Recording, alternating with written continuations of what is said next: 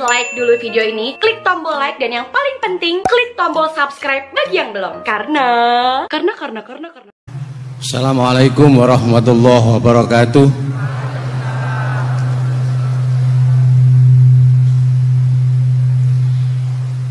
Yang saya ingin tanyakan kepada Gus Baha, saya itu sering ngaji lewat YouTube panjenengan Gus.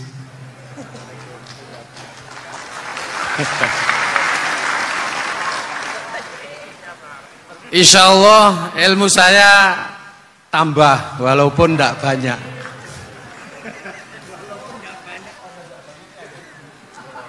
Yang saya tanyakan, nopo ilmu kula niki barokah?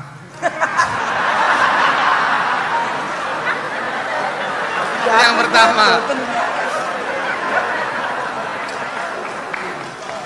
karena saya ngaji lewat YouTube panjenengan, saya tidak izin. Untuk itu hari ini saya izin panjenengan. Mudah-mudahan ilmu ingkang saya dapat dari panjenengan niku saged barokah. Niku Gus. Terima kasih. Wassalamualaikum warahmatullahi wabarakatuh. Waalaikumsalam warahmatullahi wabarakatuh. Langsung mawon Gus nggih, yang satunya dulu. Siapa aja? Oh gitu. Monggo Gus. Itu tetap barokah dan kebaikan itu mah nggak perlu minta izin.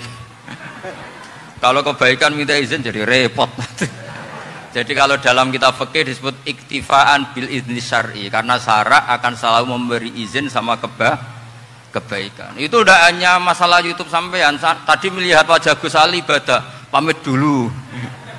Nanti kalau ada orang alim lewat mau lihat juga pamit dulu. Lama-lama mau baca sholawat, ya Rasulullah pamit dulu mau baca sholawat.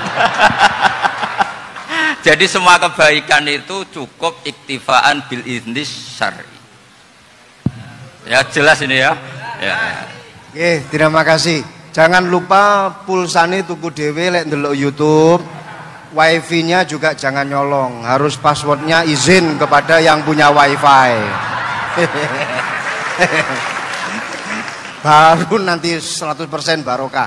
Mbak yang belakang bisa berdiri, yang mau tanya tadi. Ya, silakan. Bismillahirrahmanirrahim. Assalamualaikum warahmatullahi wabarakatuh. Mohon izin Yai Gus, saya di sini mau tanya.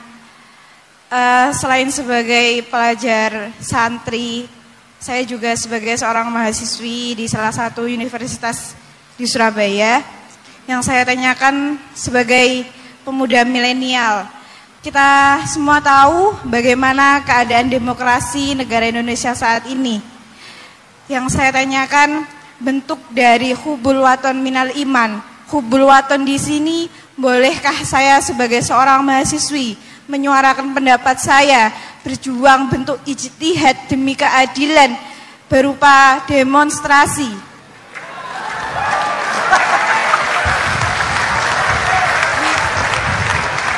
Ngapunten, yang saya tanyakan di sini, bagaimana menurut Gus, apakah saya melakukan demonstrasi ini sudah baik atau sangat baik, atau mungkin perlu dikaji kembali? Terima kasih. Wassalamualaikum warahmatullahi wabarakatuh. Hubungan antara demonstrasi dan hubbul wadon minal iman. Hah? Oh ya, hubbul wadon minal iman. Monggo Gus.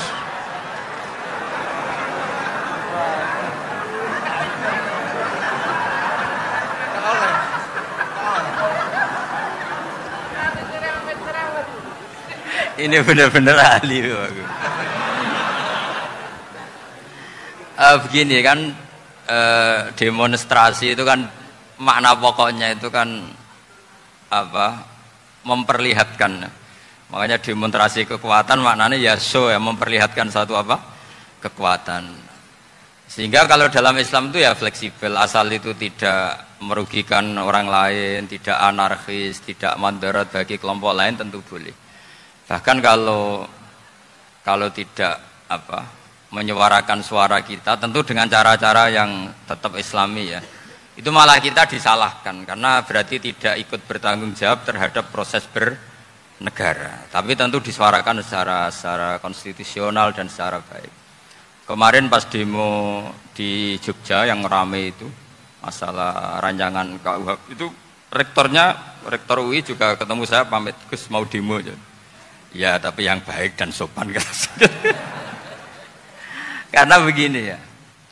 Di Quran itu ada ayat walau la dafuwahin nasa ba'dahum bi ba'dil la fasadatil ard. Jadi kekuatan manapun itu harus dikontrol.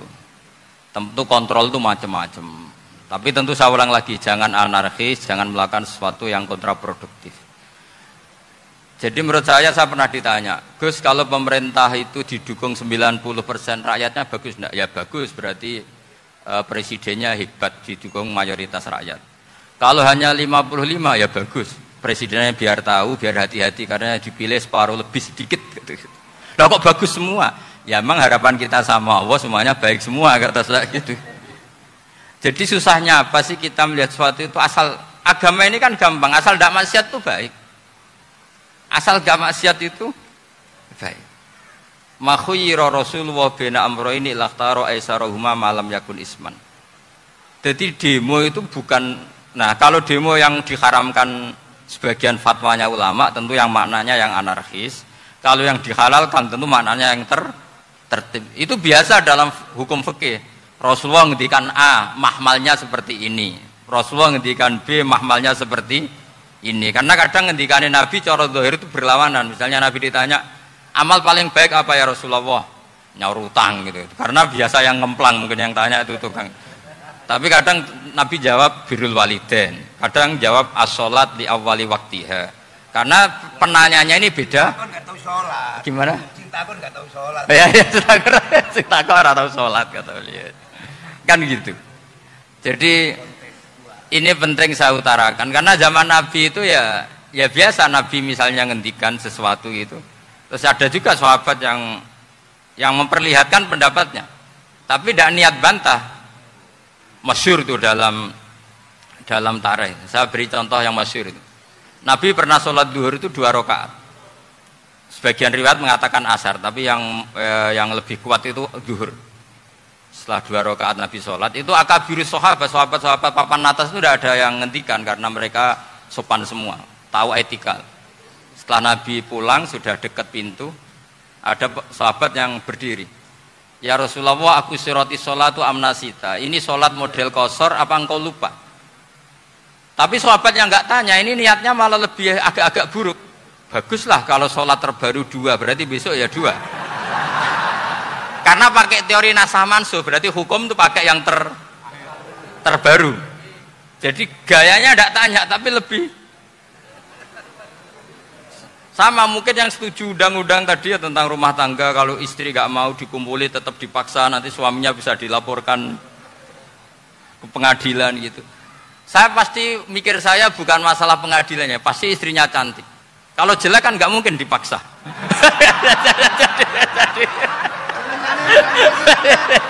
Ini ketularan.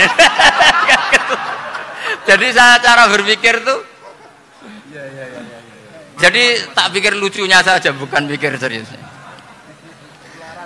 Ketularan ya sudah ketularan ini. Karena keburukan itu mudah nular.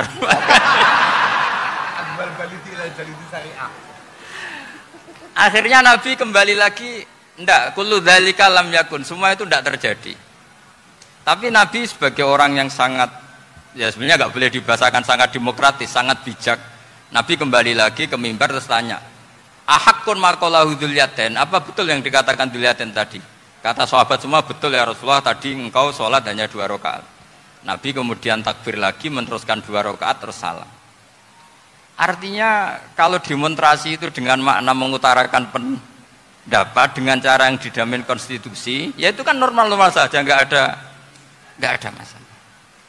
Saya pernah daerahno bapak, itu ada pertanyaan yang benar-benar mengusik saya. Ada orang miskin datang ke bapak, Pak Yai, dadi wong melarat itu ra enak. Sajane ya wis suwe dadi wong melarat ra enak. Itu pas Ramadan. Kenapa kata bapak? Bapak saya itu teman akrabnya Gus Ali, itu senengane ya guyon, mau meninggal aja masih guyon. Bapak itu guyon terus. Kenapa ya? Sudah puasa nggak makan, buruh orang macul itu kan berat. Mau istirahat nggak boleh karena buruh orang. Enak tuh wong sugih puasa diam di rumah gini-gini terus kata bapak saya gini, enak wong melarat. Jadi wong sugih nak puasa berat. Kok sakit ya? Esok mangan pecel, awan rawon, enggak sore sidik sate. Jadi yang harus ditinggalkan itu banyak. Nak sampean kan biasa meninggalkan itu semua. Semenjak itu dia, oh iya, nak ngono podo-podo abot. Jadi hasutnya pada orang kaya terus nggak ada. Nah ini pentingnya ilmu. Jadi pentingnya pendamping tadi itu. Setelah diberi jelasan, oh maturuni ternyata podo-podo abot gitu. Dia nggak tahu susahnya jadi orang kaya. Ya sama seperti tadi. Ya saya puasa, kerja gini-gini, bojo sitok elek, terus dari yang bojone 4 cantik semua abot aku. Karena harus ninggalkan 4 yang cantik tadi, yang bisa menghidupkan tadi itu. Itu kan juga demonstrasi, artinya mengutarakan apa yang. Jadi itu saya pikir seperti itu.